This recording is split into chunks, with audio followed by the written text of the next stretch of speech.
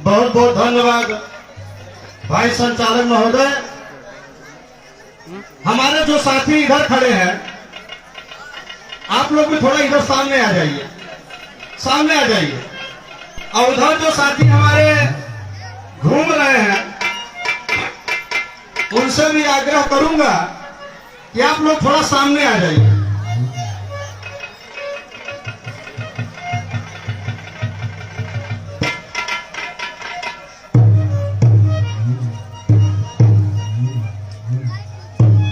एक बार मेरे साथ जोरदार नारा लगाइए।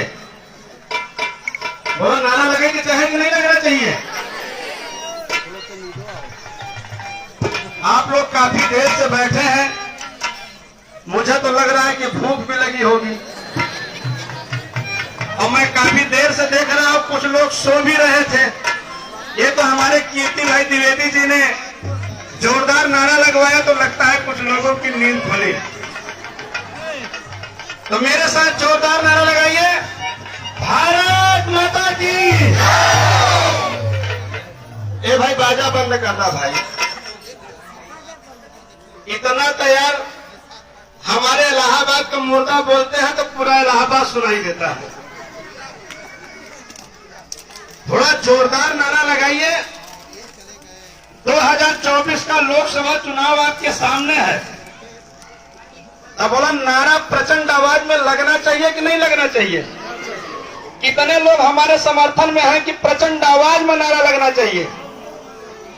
तो जोरदार बोलिए, भारत माता की, भारत माता की, वंदे वंदे वंदे।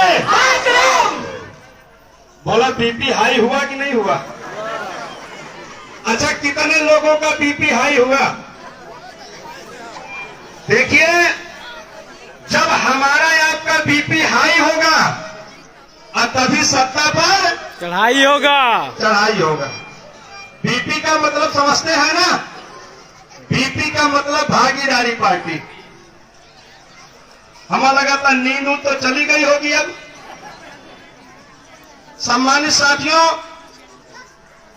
समता, स्वतंत्रता, बंधुत्व और न्याय को संदेश देने वाले संविधान निर्माता बाबा साहब भीमराव अंबेडकर, सह संविधान निर्माता डॉक्टर रत्नप्पा कुमार जी, महात्मा संत राम पिये, महाराजा सुहेल देव, अहिल्याबाई होलकर, सरदार वल्लभ भाई पटेल, विभिन्न जाति धर्म में जन्मे विभिन्न महापुरुषों के चरणों में श्रद्धा सुमन अर्पित करते हुए आज सैयद राजा की इस धरती पर भागीदारी पार्टी द्वारा आयोजित पार्टी की तृतीय स्थापना दिवस और महात्मा संत राम पिये जी की जयंती के उपलक्ष्य में भागीदारी संकल्प महासम्मेलन की अध्यक्षता कर रहे सम्मानित अध्यक्ष महोदय जी, मंच पर उपस्थित खंड खंड समाज को अखंडता के सूत्र में पिरोने वाले पार्टी के यशस्वी राष्ट्रीय अध्यक्ष परम आदरणीय माननीय श्री प्रेमचंद प्रजापति जी, हमारे साथ प्रयागराज से चलकर आए पार्टी के राष्ट्रीय उपाध्यक्ष भाई ज्ञान सिंह प्रजापति जी, पार्टी के राष्ट्रीय महासचिव बड़े भाई कीर्ति प्रकाश द्विवेदी जी और आपके पार्टी के प्रदेश के सलाहकार बाबूजी श्री चेखुर प्रसाद प्रजापति जी और लोकसभा के लोकप्रिय प्रत्याशी पार्टी के प्रमुख महासचिव प्रदेश के भाई श्री शोभनाथ प्रजापति जी,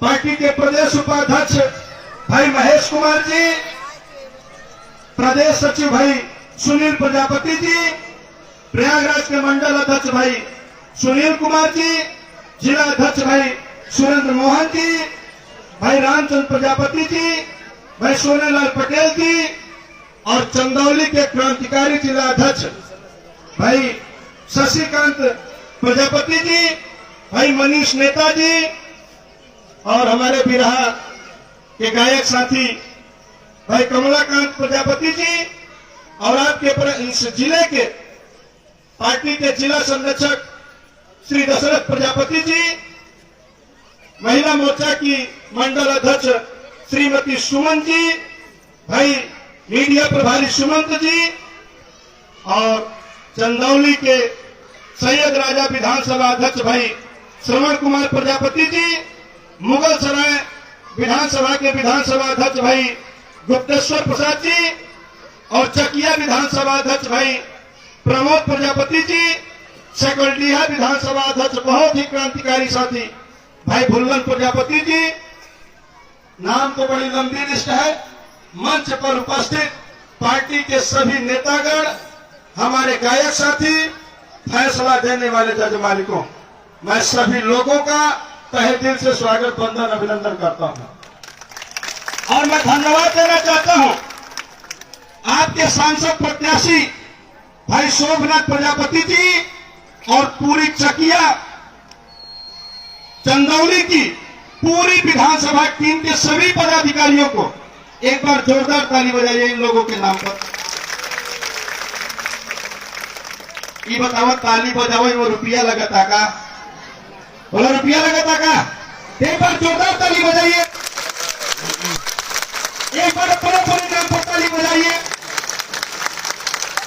हमारा लगा था कुछ लोग तो इंतजार में बैठे हैं कि यार पूरी वाला वितरण कब शुरू हो। सम्मानित साथियों, पार्टी के तीसरा स्थापना दिवस आज आप मना रहे हो, लेकिन एक मैं बात कहना चाहता हूं। हमने आज उत्तर प्रदेश में टेस्ट किया। जानते हैं टेस्ट क्या किया? कल 14 फरवरी था, आज 15 फरवरी है। 14 फरवरी को हम लोग अपने समाज के महान पुरुष, महान साहित्यकार, महान लेखक, महान समाज सुधारक, जितना कहा जाए मुझे लगता है कि उनके लिए शब्दों की कमी है। 14 फरवरी को उनके जयंती का कार्यक्रम था और भागीदारी पार्टी ने टेस्ट किया कि हम लोग 14 फरवरी को कोई कार्यक्रम नहीं करेंगे। और देखते हैं कि उत्तर प्रदेश में महात्मा संत रामबीए जी की जयंती पर कोई सामाजिक संगठन कार्यक्रम करता है कि नहीं करता। चूंकि जब भागीदारी पार्टी का कोई कार्यक्रम निर्धारित होता है तो 20 दिन पहले उस कार्यक्रम को चेकआउट कर दिया जाता है। तो हम देखते हैं कि विभिन्न जनपदों में लोग कार्यक्रम करना शुरू कर देते हैं, लेकिन 14 तारीख को उत्तर प्रदेश में कहीं कोई बड़ा कार्यक्रम आयोजित नहीं किया गया। हमने 15 तारीख को कार्यक्रम इसीलिए रखा जबकि पार्टी का स्थापना दिवस 17 फरवरी को होता है, लेकिन हमारे कार्यकर्ताओं ने यह निर्णय लिया कि 15 तारीख को हम लोग महात्मा संत रामबीए और पार्टी के तीसरा स्थापना दिवस चंदौली में मनाने का काम करेंगे। सम्मानित साथियों, मैं आप लोगों को बताना चाहता हूं कि जिस महापुरुष के जयंती के कार्यक्रम आज यहां आयोजित किया जा रहा है, वो भी पार्टी के स्थापना दिवस पर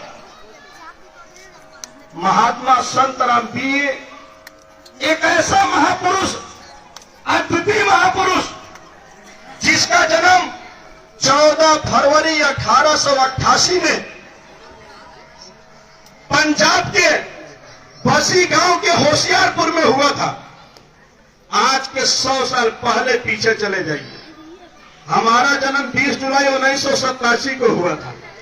1987 को हमारा महात्मा संत रामबीए जी का 1888 में, और 87 में 88 घटोगे तो 100 साल आएगा ना। 100 साल पहले एक ऐसे महापुरुष का जन्म हुआ जिनके पिताजी का नाम रामदास गोहिल था और माता उनकी मालती देवी थी। और रामदास गोहिल की जब पहली पत्नी का निधन हो गया, उन्होंने द्वितीय विवाह किया। पहली पत्नी से 2 संतान और तीसरी पत्नी से 5 संतान। इस प्रकार महात्मा संत रामबीए जी को कहा जाए तो 7 भाई बहन थे। और उसी 7 भाई बहन में से एक ऐसा महापुरुष जिसने पूरे देश की तस्वीर बदल लिया, लेकिन उस महापुरुष के इतिहास को इतिहासकारों ने लिखने का काम नहीं किया। ब्रिटिश हुकूमत में जब देश आपका गुलाम था, उस समय आप अंदाजा लगाइए कि गुलामी के दौर में उन्होंने ग्रेजुएट किया, बीए की उपाधि लिया। उस समय बीए कोई करता नहीं दिखता था। आओ भी कुम्हार जाति में जो सवर्ण जाति के लोग थे, उनको कुम्हार कहा के उनको अपमानित करते थे।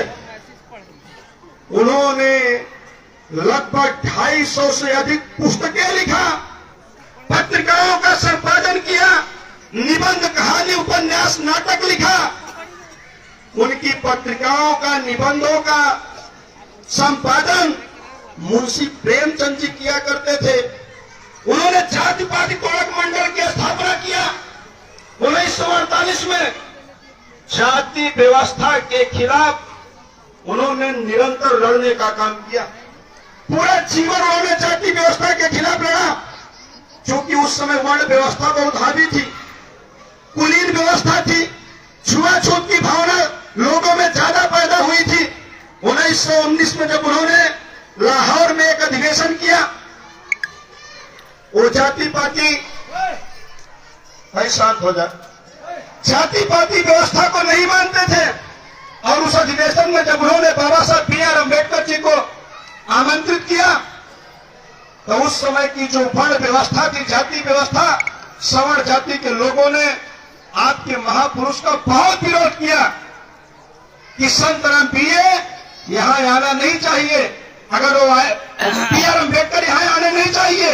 अगर वो आएंगे तो उनको काला झंडा दिखाया जाएगा। उस समय महात्मा संत राम B.A. जी ने B.R. अम्बेडकर जी को फोन करके उनसे कहा कि यहां की स्थिति बड़ी खराब है, आप आएंगे तो आपको अपमानित किया जाएगा। उस अधिवेशन को उन्होंने स्थगित कर दिया। उस समय आचार्य हजारी प्रसाद द्विवेदी, सूर्यकांत त्रिपाठी निराला, रामचंद्र शुक्ल, तमाम ऐसे निबंधकार लेखक थे। और बताइए, इन लोगों का इतिहास लिख दिया गया, लेकिन आपके महापुरुष के इतिहास को इतिहासकारों ने लिखने का काम नहीं किया। राहुल सातत्यायन का नाम सुना होगा आप लोगों ने। कक्षा 10वीं में आपके बच्चे पढ़ते हैं, यथार्थो घुमक्कर जिज्ञासा। ये महात्मा संत राम B.A. जी के चेला थे, शिष्य थे। शिष्य का इतिहास लिख दिया गया, गुरु का पता ही नहीं। माननीय श्री प्रेमचंद प्रजापति जी ने भागीदारी पार्टी के तमाम नौजवान साथियों ने एक कसम खाया है कि जिस प्रकार से अहिरावण मर्यादा पुरुषोत्तम श्री रामचंद्र जी को, लखन जी को पाताल में लेकर चला गया, और पाताल से लाने का काम किसने किया था? बजरंग बली जी ने किया था, हनुमान जी ने किया था। उसी तरीके से भागीदारी पार्टी के एक सिपाहियों ने ये कसम खाया है कि अपने महापुरुष के इतिहास को पाताल से निकालकर धरातल पर स्थापित करने का काम किया जाएगा। मित्रों, देखा भाई, किसी महापुरुष ने कहा है कि जो समाज अपने महापुरुषों के इतिहास को नहीं जानता, वो समाज कभी तरक्की नहीं कर सकता। इसलिए मैं आप लोगों से गुजारिश करना चाहता हूं मित्रों, कि आज यहां जाने के बाद ये कसम खाकर जाइए कि महात्मा संत राम B.A. जी के इतिहास को आप लोग पढ़ोगे और उनकी प्रतिमा को अपने घर में लगाओगे।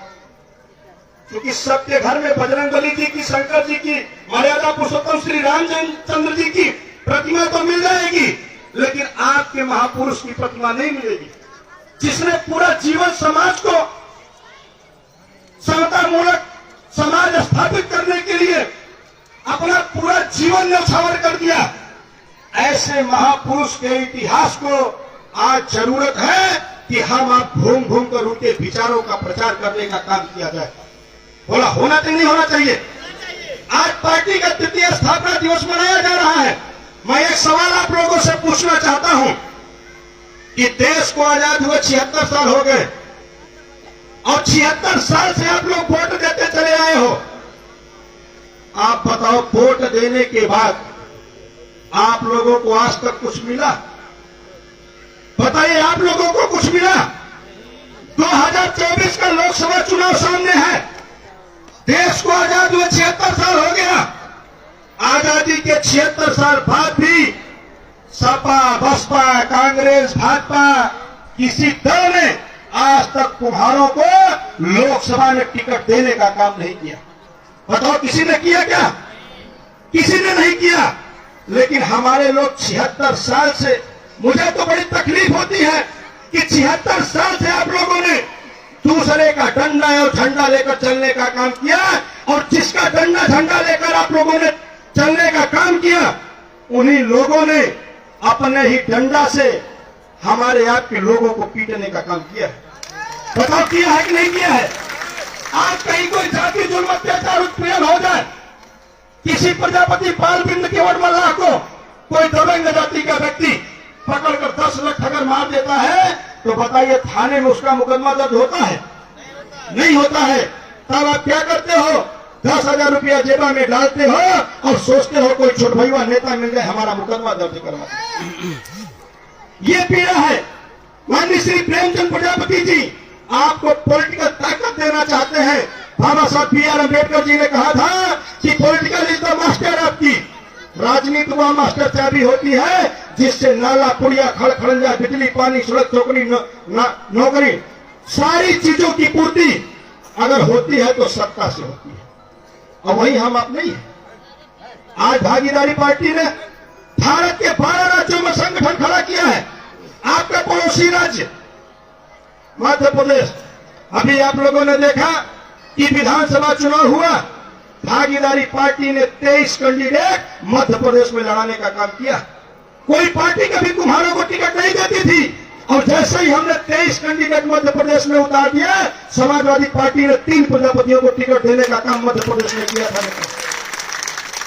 मैं आप लोगों से सवाल पूछना चाहता हूं, 2022 के पहले सपा और बसपा एक टिकट विधानसभा में देते थे, वो भी कभी कभार देते थे आवश्यकता अनुसार आपकी वोट लेने के लिए।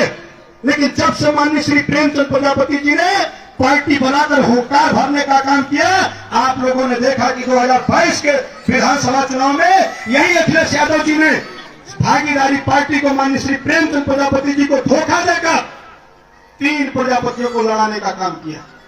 वो नहीं चाहते हैं कि भागीदारी पार्टी खड़ी हो जाए, प्रेमचंद प्रजापति खड़े हो जाए, अपने समाज के लिए लड़े। और भाजपा कांग्रेस 76 साल से कभी टिकट नहीं देते थे, 2-2 टिकट दिया। किसकी बदौलत? भागीदारी पार्टी की बदौलत, कि भागीदारी पार्टी ने हुंकार भर दिया है यदि इनके समाज के लोगों को नहीं लड़ाया जाएगा तो सारे लोग एकजुट होकर भागीदारी पार्टी को मजबूत करने का काम करेंगे। आपके डर की वजह से उन लोगों ने आपके समाज के लोगों को लड़ाने का काम किया, लेकिन जिनको लड़ाया, जो लोग जीत कर सरकार में है, कहीं कोई जाति जुल्म, अत्याचार, उत्पीड़न, लूट, हत्या, बलात्कार हो जाता है मित्रों, तो उनकी हैसियत नहीं है कि सच्चों को फोन कर FIR दर्ज करा दे। ये स्थिति है।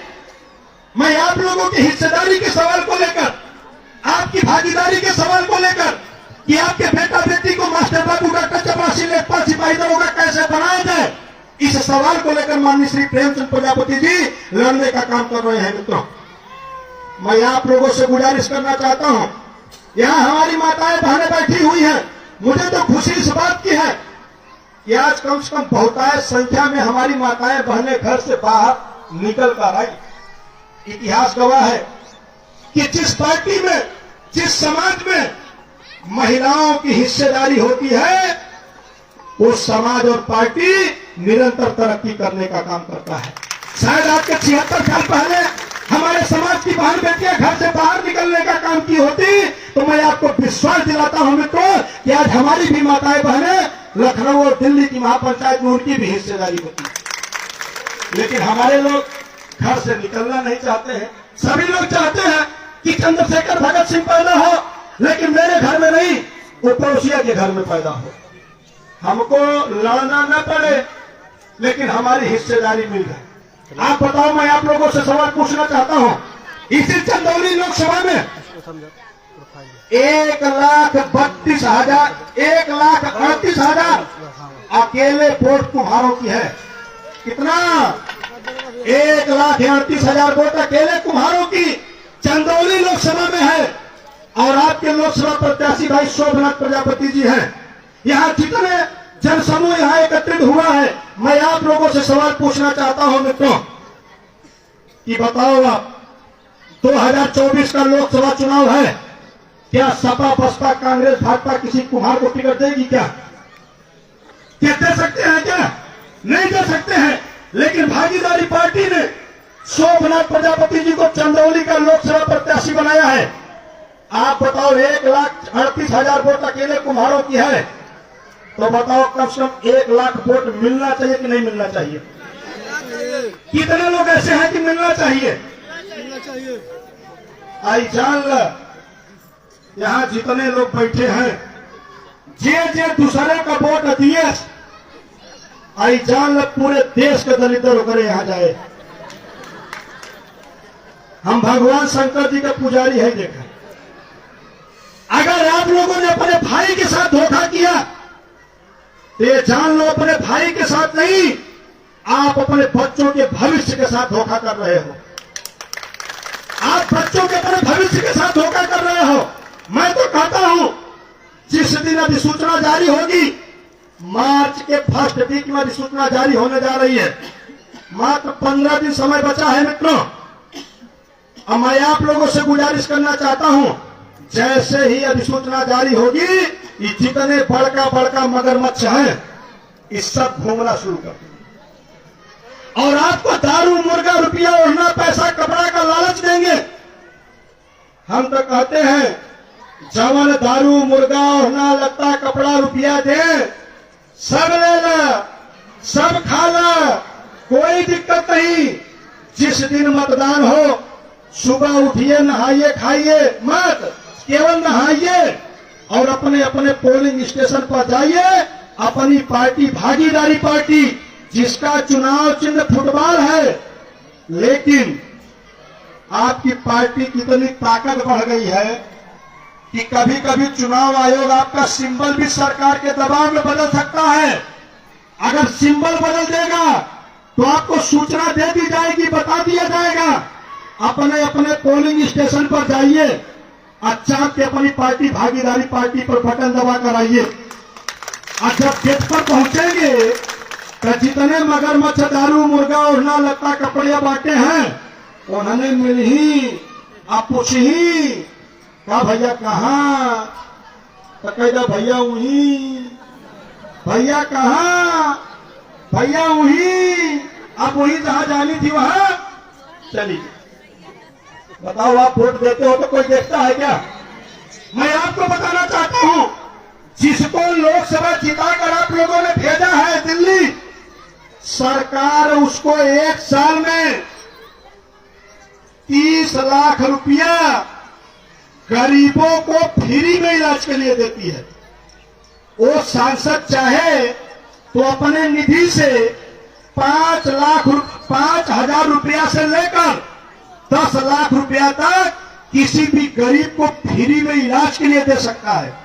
आप बताओ 1 साल में 30 लाख रुपया, आप 5 साल में 1.5 लाख, 1.5 करोड़ रुपया आपके दवाई का पैसा खा लिए पांडे जी।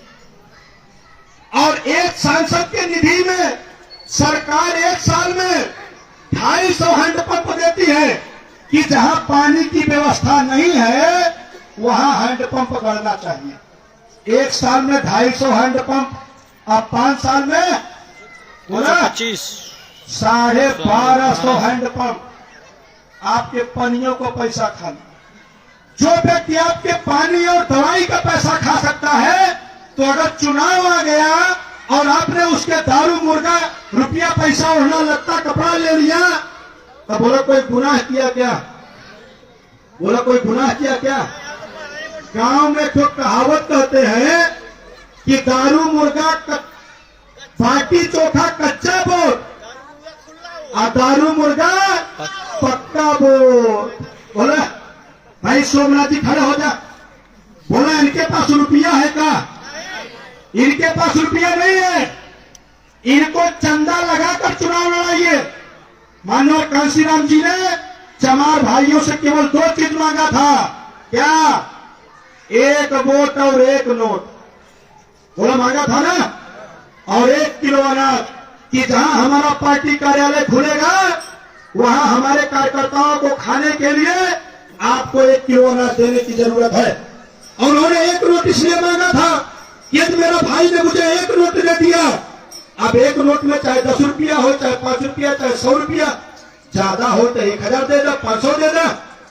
अब जिस भाई ने अगर 1 रुपया दे दिया और वोट डालने जब जाएगा, अगर वो दूसरे को भी वोट देने का चाहेगा तो उसका स्वाभिमान गवाही नहीं देगा। वो कहेगा कि मैंने शोभनाथ जी को 10 रुपया दिया है तो हमारी वोट भी हमारे भाई को डालनी चाहिए। तब मनोहर कांशीराम जी ने इतनी बड़ी पार्टी खड़ी कर दिया। मैं आप लोगों से गुजारिश करना चाहता हूं कि शोभनाथ भाई जिस जिस गांव में जाए आपसे वोट मांगने के लिए, तो आप लोग वोट के साथ साथ 1 नोट जरूर इनको दीजिए, 1 नोट जरूर दीजिए। मैं ये नहीं कहता आप 500 रुपया ही दीजिए, आप 10 ही रुपए दीजिए, लेकिन कम से कम चलने के लिए इनके डीजल की व्यवस्था होनी चाहिए, नहीं होनी चाहिए। आप बताओ, देश को आजाद हुए 76 साल हो गया, जिस डंके के चोट की लड़ाई भागीदारी पार्टी लड़ रही है, धरती पर कोई जीव नहीं लड़ रहा है। महीने में 30 दिन होते हैं, 18 दिन, 20 दिन, 22 दिन हम लोग स्वयं कार्यक्रम करते हैं। मैंने शोभनाथ भाई से कहा, हमका बताओ जरूरत हो तो हम आ जाए 15 दिन पहले और गांव गांव में घूमूंगा और घूम के गांव से निकालकर पार्टी का स्थापना दिवस पर ग्राउंड में ले आने का काम हम लोग करेंगे। इन्होंने कहा कि नहीं भैया, आप कार्यक्रम के दिन आइए, हम लोग यहाँ लगे हुए हैं। मैं आप लोगों से गुजारिश करना चाहता हूं कि यहां से जाने के बाद बोला 1 रुपया आप लोग खर्च कर सकते हैं कि नहीं? कितने लोग 1 रुपया खर्च कर सकते हैं? अब कुछ लोग देखा हाथ नहीं उठा रहे, उधर लोग वाले इंतजार में बैठे हैं कि पूरी वाला सिस्टम कब शुरू हो। कुछ लोग इंतजार में बैठे हैं कि कहीं नेतवा इतनी देर गरमाने के बाद पैसा न मांगे लगे। बोला हमको लोग बड़ा बदनाम करते हैं, हमको चंदौली में भी कुछ लोग कहते हैं कि नेतवा आता है तो बड़ा माल लेकर जाता है। बोला कोई हमको माल देता है क्या? बोला कोई देता है? कहीं कभी किसी गांव में मांगा मैंने? हमारे नेता कार्यक्रम के लिए मांगते हैं। आप बताओ, मंच लगा है, टेंट लगा है, बाजा कुर्सी, और जो लोग उधर पूरी वाले इंतजार कर रहे हैं, व्यवस्था की गई, तो पैसा कहां से आए? बोला भाई रुपया देवे तभी तो पूरी खाबा। सब लोग 1 रुपया खर्च करिए और अपने अपने नात रिश्तेदार, मम्मियों ने, फुफुओं ने, बहनियों ने, मौसियों ने, सारे का सार का बोलते हो सोमनाथ भाई, 3 सरना सार, सबको फोन करिए, हम लोगों को बताइए कि हमारे आपके बीच में हमारा भाई शोभनाथ प्रजापति इस बार चुनावी मैदान में है और सभी लोगों को अपने भाई को वोट देकर दिल्ली की महापंचायत में भेजना है। उत्तर प्रदेश में भागीदारी पार्टी 50 सीटों पर लोकसभा चुनाव लड़ाने जा रही है। 80 लोकसभा सीट है, 50 लोकसभा सीट। कितना? 50। चले जाइए पड़ोसी राज्य झारखंड, 14 सीट है, 14 सीट पर लड़ रहे हैं। आपके पड़ोसी बिहार 40 सीट है, 20 सीट पर लड़ रहे हैं। चले जाए गुजरात 26 सीट है, 10 सीट पर लड़ रहे हैं। चले जाइए पड़ोसी मध्य प्रदेश, छत्तीसगढ़, राजस्थान, 12 राज्यों में चुनाव भागीदारी पार्टी लड़ रही है। बोला भागीदारी पार्टी के टक्कर में कोई पार्टी है क्या? बोला कोई है? कोई नहीं है। आपको बहलाने फुसलाने वाले तमाम कुकरमुत्ते आएंगे। ऐसे लोगों को डंडा मारो अभियान चलाओ। क्या चलाओ? डंडा मारो अभियान। उनका कोई एजेंडा नहीं है, कोई उद्देश्य नहीं है, कोई विचारधारा नहीं है। उनका केवल एक उद्देश्य है चंदा करना, चंदाखोरी करना। लेकिन भागीदारी पार्टी डंके की चोट पर, अगर बताओ, अगर शोभनाथ भाई को आप लोग चंदौली का लोकसभा सांसद बना दो तो बताओ देश की राजनीति में हलचल पैदा होगी कि नहीं होगी? बोला होगी कि नहीं होगी? हम तो कहते हैं प्रैक्टिकल करो। आप लोगों ने जिनकी प्रदेश में 4 बार सरकार बनाया, आप चले जाओ किसी यादव भाई के पास, एक सवाल उससे करना कि तेरी प्रदेश में 4 बार सरकार बनाया है, माधवा एक बार तो हमके दे दे। ले भाई हमारा झंडवा अपने घरवा पे लगा ले, केवल 2024 के लिए, शोभनाथ भाई के लिए। तब बोला यादव भाई आपका झंडा लगाएगा क्या? बोला लगाएगा? नहीं लगाएगा। तो जब वो आपका झंडा लगाने को तैयार नहीं है तो आप उसका झंडा क्यों लगाते हो? अखिलेश यादव पीडीए बनाए हैं। पीडीए का मतलब समझते हैं? परिवार अथॉरिटी डेवलपमेंट। कोई नहीं है। जयंत जी चले गए, स्वामी जी चले गए, पल्लवी जी जा रही है। बोला है का कोई पीडीए? बोला है कोई पीडीए? अखिलेश यादव की हैसियत है? किसी कुम्हार को लोकसभा चुनाव में टिकट दे देंगे? बोला है? नहीं है। हम तो कहते हैं लड़ा दो हमीरपुर से, सबसे बड़ी आबादी वाला हमीरपुर लोकसभा सीट है। हम तो कहते हैं अखिलेश यादव को डंके की चोट पे लड़ा दो भाई, एक ही पर लड़ा दो। तब हम माने कि आप प्रजापतियों के हितैषी हो। पीडीए की बात कर रहे हो? किस पीडीए की बात कर रहे हो? अब भाजपा कभी हिस्सेदारी नहीं देना चाहती है, बड़ा लॉलीपॉप दे रहे हैं 6 महीने से। ये लोग वोट चाहत है, लेकिन ये जान ल, आज अगर माननीय श्री प्रेमचंद प्रजापति जी चाह ले, आज अगर हम सीट की बात न करें तो मंत्री बन जाए। आज की डेट की बात कर रहा हूं। बोला सीट की बात न करें, राष्ट्रीय अध्यक्ष जी को मंत्री बना दिया जाए, वो बना दिया जाए। यही लड़ाई है। माननीय श्री प्रेमचंद प्रजापति जी ने यही बार बार कहा कि हम एक ही सीट पे लड़े, लेकिन लड़ेंगे जरूर। अगर हमको एक सीट पर नहीं लड़ सकता तो मैं अपनी पार्टी विलय नहीं कर सकता। ये लड़ाई हमारी अकेले की नहीं है, ये लड़ाई हमारे पूरे समाज की है। जो हमारे भाई बहन पढ़ लिख कर बेरोजगार घूम रहे हैं, उनके बेटा बेटी को मास्टर, बाबू, डॉक्टर, चपरासी, लेखपाल, सिपाही, दरोगा कैसे बनाया जाए, इस सवाल को लेकर माननीय श्री प्रेमचंद प्रजापति जी लड़ रहे हैं। बाबूजी श्री चेकुर प्रसाद जी लड़ रहे हैं। बताओ, आपके सामने बैठे हैं, रिटायर्ड हो गए हैं, सरकार इनको पेंशन देती है। चेकुर बाबूजी अपने घर पर बैठ के आराम कर सकते हैं कि नहीं कर सकते हैं? लेकिन इनको पीड़ा है, इनको समाज की पीड़ा है कि हमने नौकरी किया, नौकरी करने के बाद जो मेरे पास समय बचा, वो समय मैं समाज के लिए दूंगा। आज भागीदारी पार्टी में पिछले 5 साल से निरंतर संघर्ष कर रहे हैं और भागीदारी पार्टी ने वो देने का काम किया। अभी देखा है आप लोगों ने, नगरीय निकाय चुनाव हुआ, किसी पार्टी का रजिस्ट्रेशन नहीं पाओगे। उत्तर प्रदेश में भी भागीदारी पार्टी का रजिस्ट्रेशन है। भारत सरकार के यहां तो है ही है। जो देश का चुनाव होता है लोकसभा और विधानसभा, लेकिन जो पंचायत चुनाव होता है, नगरीय निकाय चुनाव होता है, उसके लिए भी पार्टी का रजिस्ट्रेशन होना चाहिए। और उत्तर प्रदेश में केवल भागीदारी पार्टी का रजिस्ट्रेशन है और 33 सभासद बनाने का काम भागीदारी पार्टी ने अपने सिंबल पर किया है मित्रों।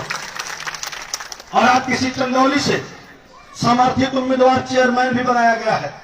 हम लोगों ने समर्थन दिया था, लेकिन मैं आप लोगों से केवल हाथ जोड़ के मित्रों केवल इतना गुजारिश करूंगा कि आप लोगों ने 76 साल से दूसरों को वोट दिया है, दूसरों का डंडा झंडा लेकर चले हैं। समय आ गया है मित्रों, 15 दिन की बात है, अपनी पार्टी भागीदारी पार्टी। कुछ लोग तो डर के मारा वोट नहीं देते हैं। अरे भाई क्यों डरते हो? आप वोट देने जाते हो, वहां कोई देखता नहीं है, वहां कोई नहीं देखता। वोट आप अपने सामने देते हो। अगर आप लोगों ने 1 लाख भी बटन अगर दबा दिया भागीदारी पार्टी पर, मैं आपको विश्वास दिलाता हूं कि 2027 में विधानसभा चुनाव होने वाला है मित्रों। दर्जनों की संख्या में आपके भाइयों को लखनऊ की पंचायत में भेजने का काम किया जाएगा मित्रों। कोई पार्टी आपको क्यों लगी? जब आपकी संख्या, आपकी ताकत दिखेगी, तब आपको लोग लेंगे। बताओ, मोदी जी ने 33% महिलाओं को आरक्षण दिया। हमारी ये माताएं बहनें बैठी हैं, अगर देश के प्रधानमंत्री नरेंद्र मोदी जी का मन साफ था तो जब 2019 का लोकसभा चुनाव हुआ और 2.0.2 की जब इनकी सरकार केंद्र में बनी, उसी समय महिलाओं को 33% आरक्षण दे देते, लेकिन नहीं दिया। उन्होंने बचा के रखा था कि जब चुनाव आ जाएगा तब हम 33% महिलाओं को आरक्षण देंगे। वो भी लागू नहीं हुआ। कब लागू होगा कोई नहीं जानता, लागू होगा नहीं होगा नहीं जानता। अब भविष्य में कभी लागू भी हुआ तो पिछड़े दलितों की महिलाओं को उसका फायदा नहीं मिलेगा। आप देख लेना। 2002 का समय याद करो, यही माननीय मुलायम सिंह यादव जी ने कहा था कि 17 पिछड़ी जाति को हम 80 में शामिल करेंगे, और सब पिछड़े पगला गए। क्या तो हम 80 में चले जाएंगे तो हमारा बेटा बेटी फ्री में MBBS बन जाएगा, दरोगा बन जाएगा, मास्टर बन जाएगा, लोकसभा विधानसभा चुनाव लड़के हम सदन में चले जाएंगे। वो केवल वोट लेने का जुमला था और लोगों ने चाप के वोट दिया। और 2003 में माननीय मुलायम सिंह यादव की प्रदेश में आप लोगों ने सरकार बना दिया। बताओ 17 पिछड़ी जाति के लोग क्या आज तक 80 में शामिल हुए? क्या शामिल हुए? नहीं हुए। ये केवल वोट लेने का जुमला था। उसी तरीके से माननीय नरेंद्र मोदी जी ने 33% महिलाओं को जो आरक्षण दिया है, ये केवल वोट लेने का जुमला।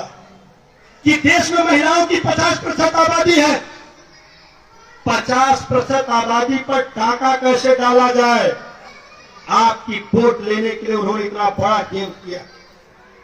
अभी अयोध्या में मर्यादा पुरुषोत्तम श्री रामचंद्र जी की मंदिर की प्राण प्रतिष्ठा हुई। बताओ, मंदिर पूरा बन के तैयार नहीं हुआ था, अब प्राण प्रतिष्ठा हो गई केवल वोट लेने के लिए। बताओ, भगवान तो सबके हैं ना, मर्यादा पुरुषोत्तम श्री रामचंद्र किसके नहीं है? और भाजपा कौन होती है किसी को आमंत्रित करने वाला? लेकिन केवल वोट लेने के लिए। जिस दिन प्राण प्रतिष्ठा हो रही थी मित्रों, ये दशरथ चाचा जी बैठे हुए हैं, मैं इलाहाबाद से निकला, चंदौली आया, चंदौली से गया गोरखपुर, गोरखपुर से कुशीनगर, आजमगढ़, जौनपुर, तब इलाहाबाद गया। मैंने देखा सड़कों पर केवल डीजे के साथ नाचने का काम केवल पिछड़े दलितों ने किया, केवल पिछड़े दलितों ने किया। एक भी फॉरवर्ड जाति का व्यक्ति सड़कों पर नहीं दिखा। और आप लोगों ने मर्यादा पुरुषोत्तम श्री रामचंद्र जी का सपना दिखाकर आपकी फ्री में वोट ले लेंगे। इसलिए मैं आप लोगों को आगाज करना चाहता हूं मित्रों, ये बताना चाहता हूं कि इनके बहकावे में मत आइएगा। अब मीडिया दिखा रही है कि 0.3 की सरकार केंद्र में मोदी जी की बनने जा रही है। अहमदाबाद सरकार बनेगी केंद्र में, आप देखिएगा बाबा साहब B.R. अम्बेडकर जी के संविधान को भी खत्म कर दिया जाएगा।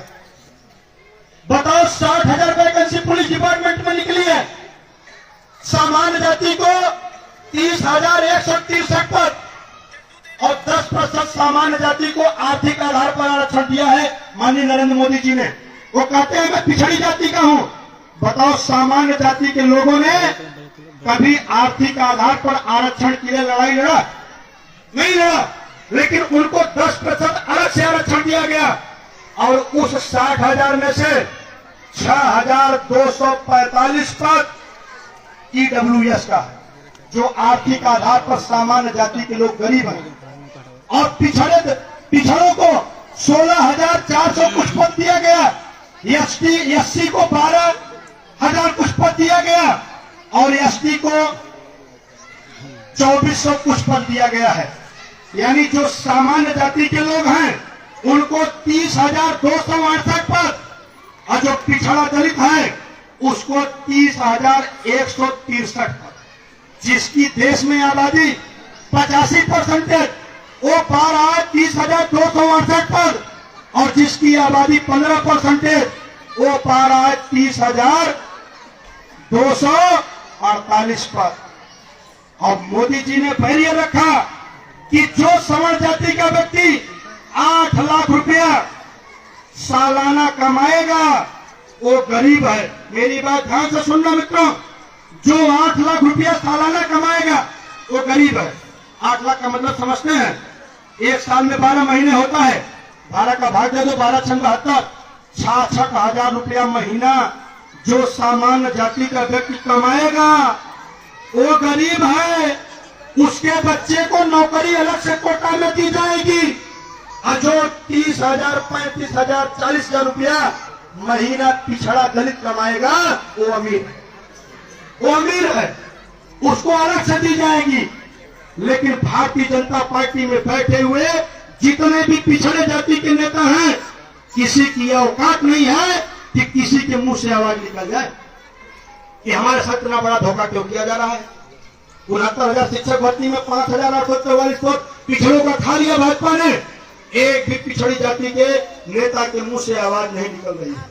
इसलिए मित्रों, मैं आप लोगों से कहना चाहता हूं कि इनका विरोध करने से आपको कुछ नहीं मिलेगा। आप अपने बच्चों को समझाओ, उनको पढ़ाओ और आप एकजुट होइए, अपनी ताकत दिखाइए। आप नकल करिए पूर्व मंत्री श्री ओम प्रकाश राजभर जी से, आप नकल करिए डॉक्टर संजय निषाद जी से, आप नकल करिए अनुप्रिया पटेल जी से, जिन लोगों ने अपने समाज के लोगों को एकजुट किया। मित्रों, आज वो सत्ता में वो है कि नहीं है। लेकिन हम अब क्या किए कि दूसरे का झंडा लेकर चले, अपनी ताकत दिखाने का काम नहीं किए। आज बताओ, मैं आप लोगों से सवाल पूछना चाहता हूं, अगर इसी चंदौली में श्री अखिलेश यादव जी का कार्यक्रम लग जाए, भाई 4-4 बार प्रदेश में सरकार बनाए हैं, फ्री में रुपया पैसा दे देंगे, गाड़ी भेज दे देंगे, हमारे लोग उनका डंडा झंडा लेकर 2 समोसा 1 लड्डू पर उनके रैलियों में जाते हैं। आज पूरा ग्राउंड खचाखच भर जाता है। तब अखिलेश यादव जब वहां मंच पर पहुंचते हैं तो आप लोग उनका झंडा लेकर ऐसे ऐसे करते हैं, कुर्सी पर बैठ के नीचे, और ऊपर वाले टुकुर टुकुर ताकते हैं। अखिलेश यादव धीरे से पूछेंगे प्रोफेसर राम गोपाल जी से, चाचा उलहिर आ गए? तो कहेगा हाँ हजूर साहब वही आ गए। तो वहां आप क्या बन जाते हो? बोलो। अरे भाई अहिरे के बाराती में जावे तो अहिरे कहा कि कुछ और कहा, सब वहां अहिर बन जाते हो। यही काम जब बहन मायावती जी करती हैं तो वहां जाते हो तो सब चमार भाई बन जाते हो। आज माननीय श्री प्रेमचंद प्रजापति जी यहाँ कार्यक्रम किए हैं, या कोई बड़ा कार्यक्रम मुख्यालय पर किया जाए और वहां अगर आप जाइए तो शुद्ध रूप से क्या कहलाएंगे? कुम्हार कहलाएंगे। आप लोग अपनी ताकत को दिखाइए। जिस दिन आप लोग अपनी ताकत दिखा दोगे, आप बताओ राजभर समाज ने अपनी ताकत दिखाया, बताओ सत्ता में गए कि नहीं गए? डॉक्टर संजय निषाद ने निषादों की ताकत दिखाया। निषादों की कितनी आबादी आप बताओ? नदियों के जो तराई बेल्ट हैं उसी में पाए जाते हैं, मुट्ठी भर लोग हैं, लेकिन सत्ता में है। 18 टिकट झटक दिया। और कुम्हारों की आबादी उत्तर प्रदेश में 403 विधानसभा सीटें, हम 403 विधानसभा सीटों पर सर्वे कराया है। मित्रों, ऐसी कोई विधानसभा नहीं है जिस पर 10,000 वोट कुम्हारों की न हो। 80 लोकसभा सीट है। आप पश्चिम में चले जाओ, सहारनपुर, मुजफ्फरनगर, अलीगढ़, शामली, 4 लोकसभा छोड़ दो जिस पर 90,000, 95,000, 1 लाख के अंदर में आपकी वोट है। बाकी ऐसी कोई लोकसभा नहीं है जिस पर 1.25 लाख, 1.5 लाख, 2.25 लाख, 2.5 लाख आपकी वोट अकेले कुम्हारों की न हो। लेकिन आपकी कोई गणना नहीं है। आप चले जाओ बुंदेलखंड में, 9 जिले हैं, 27 विधानसभा है, कुम्हारों की खान के नाम से जाना जाता है। मित्रों, 1.5 लाख, 2 लाख, 2.5 लाख अकेले कुम्हारों की आबादी है। लेकिन हमारी आपकी कोई गणना नहीं है। क्यों? क्योंकि हम लोगों ने कभी अपनी ताकत को दिखाने का एहसास नहीं कराया, अपनी शक्ति नहीं प्रदर्शन किया। बताओ, बहन सुमन प्रजापति जी बैठी हैं, अभी बोल रही थी, 4 दिन से यहाँ काम कर रही हैं। हमारी यहाँ माताएं बहनें बैठी हैं। आप लोगों को भी आज जरूरत है, जिस तरीके से सुमन जी ने घूम घूम कर आप लोगों को जगाने का काम कर रही हैं, उसी तरीके से आपकी भी नैतिक जिम्मेदारी बनती है कि हम भी उनके साथ कंधे से कंधा मिलाकर अपने समाज के लोगों को जगाने का काम किया जाए। बोला होना चाहिए, नहीं होना चाहिए? 403 विधानसभा सीट है। ऐसी कोई विधानसभा नहीं जिस पर 10,000 वोट कुम्हारों की ना हो। 10,000, 15,000, 20,000, 25,000, 30,000, 40,000, 50,000, 90,000 तक वोट अकेले कुम्हारों की है। लेकिन आपकी कोई गणना नहीं है। तो बताइए, इस बार चंदौली में गणना होनी चाहिए कि नहीं होनी चाहिए? बताओ, हमारी बातों से आप लोग सहमत है कि नहीं सहमत है? अच्छा, कितने लोग सहमत हैं? वो देखा पूरी वाले लगता है नहीं सहमत है, हाथ नहीं उठा रहे हैं। सब लोग सहमत है ना? तो बताइए 2024 में मार्च में वोट पड़ने वाली है, मार्च में चुनाव होगा और 15 अप्रैल के पहले तक चुनाव खत्म हो जाएगा। तब बोला सोमनाथ भाई के लिए जोरदार प्रचार होगा कि नहीं होगा? होगा कि नहीं होगा? एक सुर में बोलिए, होगा कि नहीं होगा?